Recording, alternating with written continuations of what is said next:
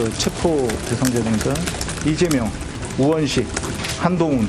이번에 다 잡아들여서 싹 다 정리해라. 박접사에 자금이면 자금, 인원이면 인원 무조건 지원해.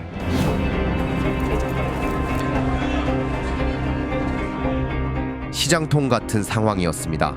먼저 보이는 수사관들로부터 5명씩 줄을 세웠고 1조에게 너희는 이재명, 2조에게는 너희는 한동훈 이렇게 명단을 부여했습니다.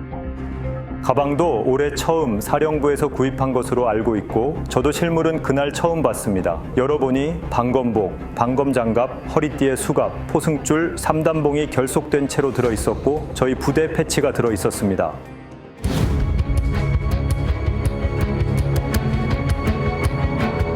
정적 14명을 제거하는 기능을 맡았다고요. 최고의 신복기관이 된 거죠. 쿠데타를 막는 부대가 늘 쿠데타를 했습니다. 단 한 번도 예외가 없었죠.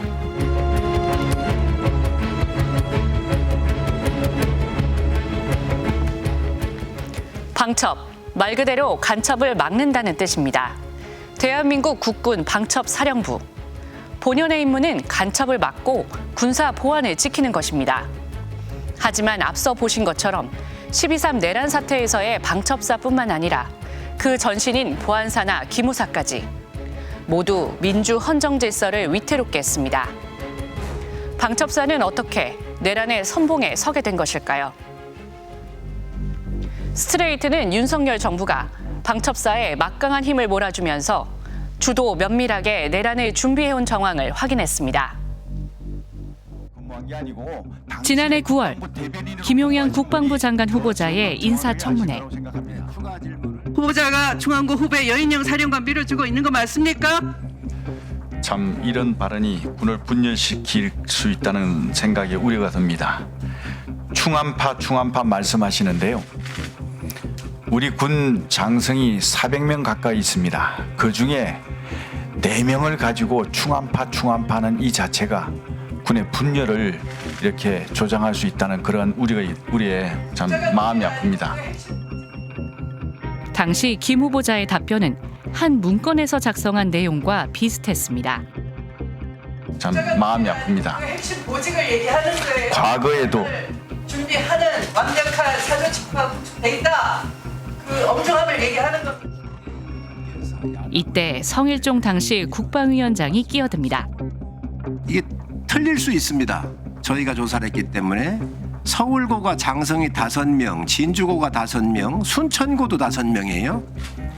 또 저희 충남에 있는 공주사대부고가 4명이고 울산고도 4명이더라고요. 그래서 한 학교에 이 장성이 뭐 집중되어 있다 이렇게 보기는 좀 어려운 것 같습니다. 그래서 어쨌든 이러한 안 되죠. 공교롭게도 당시 집권여당 소속 국방위원장까지도 문건에 적시된 내용과 비슷하게 발언했습니다. 이른바 입틀막 경호 논란을 방어하기 위한 논리도 제시돼 있었는데 역시 김용현 후보자는 거의 문건 내용대로 답변했습니다. 경호 매뉴얼에 의해서 합당한 조치가 이루어진 겁니다. 이게 불과 2, 3년 전에 문재인 정부에서도 똑같은 상황이 있었지 않습니까? 아시지 않습니까? 그때 어떻게 했습니까? 똑같이 입틀막하고 삼틀막 했습니다. 그때 입틀막하고 삼틀막 한 것은 선이고 이 정부가 하는 것은 악입니까? 김용현 당시 후보자를 겨냥할 예상 질문과 답변 논리를 자세하게 적은 이 문건. 방첩사령부가 비밀리에 작성한 것이었습니다. 이 방첩사 문건은 또 카이스트에서 연구 개발 예산 삭감에 항의했던 민간인의 과거 행적을 지적하며 문제 성향자로 규정하기도 했습니다. 민간인의 과거 행적을 조사한 겁니다. 삶이 엄청 뒤흔들렸던 사건이었는데 이런 식으로 문제 성향자라고 얘기하면서 이거는 사찰 아닌가요? 사찰이라고밖에 생각이 안 드는데 저를 조사했다라는 거를 스스로 밝히고 있는 셈 아닌가. 방첩사는 왜 인사청문회 대비 문건을 작성한 걸까? 스트레이트는 김용현 전 장관 인사청문회 당시 방첩사 고위 간부가 청문회 준비단에 비공식적으로 파견됐던 사실을 확인했습니다. 당시 인사청문회 과정을 잘 아는 군 관계자는 방첩사에서 장관 청문회 준비팀에 사람을 보내는 건 매우 이례적이었다면서 방첩사 문건은 약점을 잡아서 공격하는 방식으로 표현이 매우 세고 공식 TF에서 하는 것과는 매우 다르다고 말했습니다. 방첩사가 방대한 정보력을 동원해 김용현 장관 모시기에 발벗고 나선 셈입니다. 방첩사의 이례적인 인사청문회 개입은 같은 충암파 후배인 여인영 전 방첩사령관의 입김이 작용했을 거라는 추론이 가능합니다. 그리고 여 전 사령관은 3개월 뒤 김 전 장관과 함께 12.3 내란을 주도했습니다. 김영현과 여인영 당시 방첩사령관은 매우 가까운 사이고 이미 그 전부터 윤석열과 함께 쿠데타 비상계엄을 준비해오던 사이였었고 이 인사에서 김영현이 반드시 장관이 돼야 되는 비상계엄을 해야 되기 때문에 이것을 확실하게 준비를 한 것이죠. 방첩사는 윤석열 정권 초기부터 착실하게 영향력을 강화해왔습니다. 스트레이트가 입수한 방첩사 내부 문건입니다. 전 정권에서 인권 침해 논란이 있어 폐지됐던 업무 47개 가운데 2022년 10월 12개의 업무를 복원했다고 돼 있습니다. 과거 군 판사로 근무했고 기무사 개혁위원이었던 강성민 변호사와 함께 문건을 분석해봤습니다. 민간인 사찰 우려가 있어 폐지된 장병들의 입대전 시절 정보 수집 업무가 다시 시작됐습니다. 특히 눈길을 끈 건 군 안정 저해 요인을 진단한다는 업무. 이거는 진짜 원래 절대 이루어져서는 안 되는. 장병들의 가정사, 개인 신상 자료부터 심지어 일과 이후 민간인 접촉까지 개인 동정을 확인하는 걸로 돼 있습니다. 과거 인권 침해 논란 등으로 폐지됐지만 대상과 내용을 구체화해 정상 시행 중이라고 적혀 있습니다. 이거는 과거 기무사령부가 자의적으로 불법적으로 하던 권한보다 더 역행해서 보안사 수준의 역할을 계속 할 수 있게 해주는 그런 업무의 복원입니다. 굉장히 심각합니다. 스트레이트 취재 결과 현재 방첩사는 과거 폐지됐던 업무 중 문건에 적힌 12개에 이어 22개의 업무를 추가 복원시킨 것으로 확인됐습니다. 방첩사의 군 내부 위상은 당연히 높아졌습니다. 지난해 6월 여인영 당시 사령관과 만났던 예비역 장성. 그 자리에서 여 사령관은 군 전반의 2024년 가을 인사를 고민하고 있다고 털어놨다고 합니다.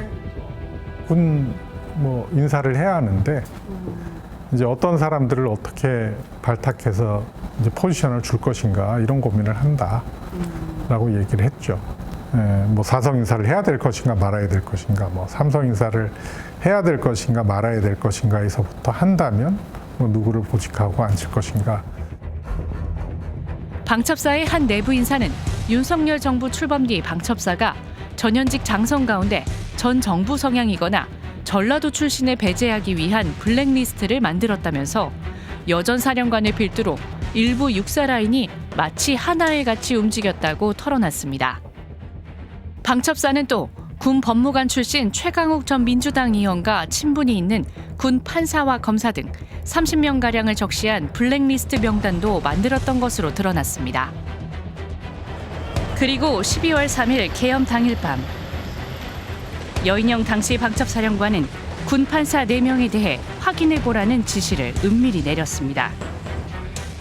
사령관이 전 불러서 대령 1명, 중령 2명, 소령 1명 총 4명을 인적사항을 불러줬고 제가 사무실에 복귀한 후 인적사항을 확인해보니 4명 모두 군 판사였습니다. 누군가에 대해 확인해봐라. 방첩사에서 이건 해당 인물에 대한 모든 정보를 보고하라는 뜻이었습니다. 인적 사항에는 출신 지역, 학교 정보, 주요 정보 등이 포함되고 성향이란 성격, 업무 스타일 이런 것을 의미합니다. 그리고 처신 문제란 개인적인 문제점 등에 관한 것입니다. 긴박했던 그날, 여전 사령관은 왜 특정 군 판사들의 정보를 파악하라고 지시했던 걸까? 민간 법원은 판결을 할 수가 없어요. 성향 파악을 해야 아까 얘기한 국회의원들 다 잡아와서 군사법원에 넘기는데 거기 석방시키면 큰일 나잖아요. 방첩사가 계엄 이후 상황까지 치밀하게 준비했다고 볼 수 있는 대목입니다. 반드시 수사가 필요해 보이는 방첩사의 수상한 행보는 또 있습니다. 비상계엄 요건을 갖추기 위해 평양에 무인기를 침투시켜 북한의 도발을 유도하려 했다는 외환 의혹. 한창 수사가 진행 중인데요. 그런데 방첩사가 초기부터 이 계획을 알고 있었고 무인기가 보안 검증을 받지 않았는데도 북한 침투를 그대로 묵인한 정황까지 드러나고 있습니다. 지난해 10월 북한은 평양에 떨어진 무인기를 분석했다며 비행 궤적을 자세히 공개했고 재작년부터 작성된 200여 회의 비행 계획과 이력까지 모두 확보했다고 밝혔습니다. 수집된 증거 자료들에는 2023년 6월 5일부터 2024년 10월 8일 사이에 작성된 238개의 비행 계획 및 비행 이력들이 있으며 그중에서 10월 8일의 자료를 제외한 나머지 자료들은 모두 한국의 영역 내에서 비행한 자료들입니다. 결과적으로 추락한 무인기로 인해 무인기를 날렸던 백령도 부대의 위치 정보가 북한군에 그대로 노출됐고 우리가 북한의 대공 방어막을 얼마나 파악하고 있는지까지도 모두 알려준 꼴이 돼버렸습니다. 북한한테 이제 우리가 이 정도까지 너네들을 공격할 루트를 알고 있다. 이것을 공짜로 가르쳐준 꼴이 되었습니다. 북한은 어떻게 추락한 무인기에서 중요한 군 기밀을 쉽게 빼낸 걸까? 드론 작전 사령부는 평양에 무인기를 날릴 때 최소한의 보안 요건도 갖추지 않았던 것으로 드러났습니다. 우리 군의 무인기는 작전에서 사용하기 전 국정원의 암호 모듈 인증을 받아야 합니다. 하지만 평양에 침투시켰던 무인기는 이 인증을 받지 않았던 겁니다. 인증을 안 받았다는 얘기는 그 암호 모듈이 제대로 만들어졌는지 확인을 받지 못했다는 얘기고 그렇다면 그 암호 모듈이 해킹될 위험성이 높겠죠. 그리고 기본적으로 제도상 국정원과 방첩사의 보안 인증을 받지 못한 제품은 실제 현장에서 사용될 수가 없습니다. 그런데 이런 심각한 문제를 방첩사는 이미 알고 있었던 것으로 드러났습니다. 스트레이트가 입수한 방첩사의 중앙보안감사 문건입니다. 작성 시점은 지난해 8월. 방첩사는 북한에 보낸 무인기종의 드론 비행체와 지상 통제 장비 노트북 등의 KC-MVP, 즉 국정원 암호 모듈 인증이 안 됐으니 이를 보완하라고 드론사에 통보했습니다. 무인기는 비공개 군사 자료를 소통하므로 KC-MVP 인증을 받은 암호 모듈 적용이 의무화되어 있습니다. 드론사가 북한에 본격적으로 무인기를 보내기 이전 시점이었습니다. 스트레이트는 방첩사의 통보를 받은 드론사가 작성한 문건도 확보했습니다.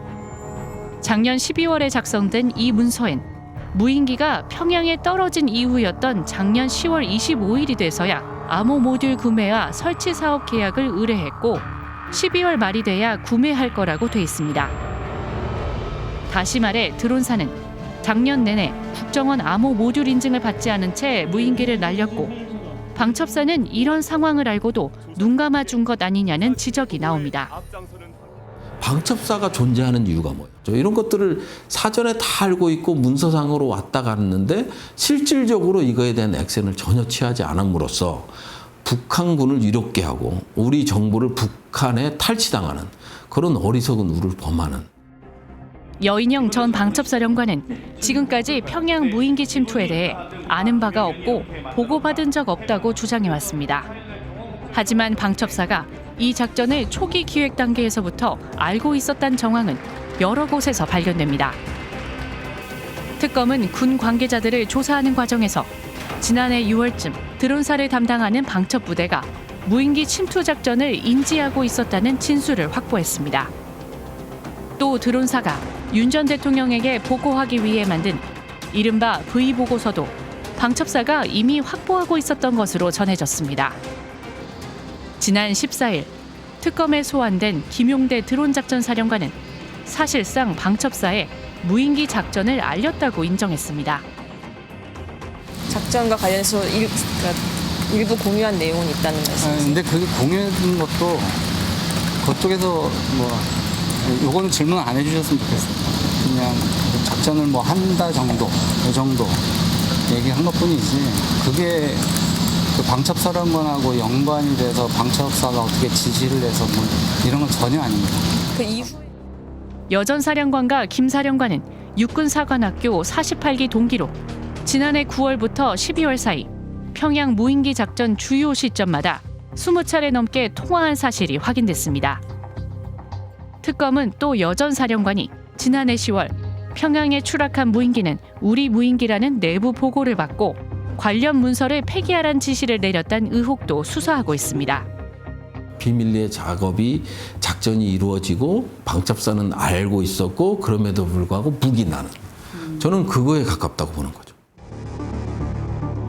작년 12월 3일 그날 밤 특전사를 담당했던 방첩 부대장은 당시 상황을 메모하기 시작했습니다. 쿠데타 상황이라고 판단했고 방첩대원으로 당연히 기록해야 한다고 생각했습니다. 김용현 전 장관이 성관이에 병력 재투입을 지시했을 때 그는 미쳐가는구나, 다 수사 대상이라고 적었습니다. 제가 2018년경 계엄 문건 때문에 저희 조직이 와야 될 때 그때 사령부에 있었거든요. 그래서 저는 저희 방첩사 내에 이런 일이 또 있으리라고는 정말 상상도 못했습니다. 이재명 정부 국정기획위는 지난 13일 방첩사를 폐지하고 필수 기능은 분산 이관하는 방안에 방첩사 개혁안을 발표했습니다. 그릇된 권력욕에 빠진 군 통수권자와 일부 군인 탓에 국가 안보에 천병이 돼야 할 군 조직은 또다시 수술대에 올랐습니다. 특히 정부, 대통령실이 방첩사를 직접적으로 운영을 해서 뭘 하겠다라는 생각을 이제 버릴 때가 됐다. 군복 입은 시민으로서 자기가 가지고 있는 권리도 지키고 한편으로 민주주의 체제를 수호하는 어떤 당위성이나 철학도 갖는 그런 계기로 발전돼야 된다라고 생각을 해요.